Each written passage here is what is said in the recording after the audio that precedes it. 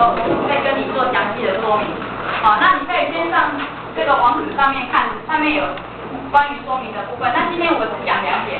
第一点，每一组是4到5个人，可以4个也可以5个，就4跟5。好，那等一下没有分到的话，就由我这边在最后做处理，看剩下的同学。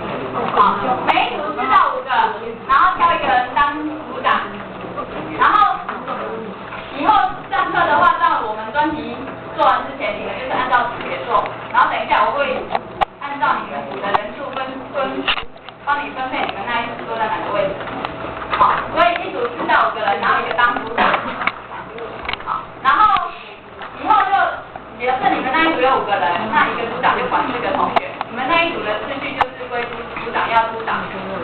那整组次序很好的话，你们那一组的学习期末分数会比较高，那组长会再另外做加分，因为他至少有功这样子。好，那关于工作分配的部分，组长也要稍微注意一下，就是不要有人都没有做，然后有人就是一个人做全部这样子。好，那我们的简报的话，最少要做25页，因为一组都是4到5个人。好，25页平均一个人只分到大概5页左右而已。好，比较少的人大概会分到6页左右。好，所以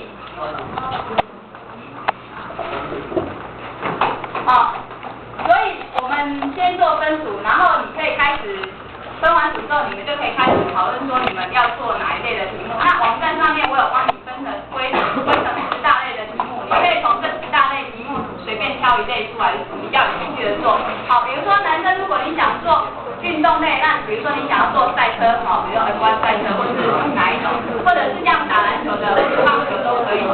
好，你挑一类里面，然后选一个细项，然后自己给你的专题给一个题目就可以。好，给一个题目就可以。好，那你要介绍的是一个人，还是一个运动？好，还是一件事情？注意啊！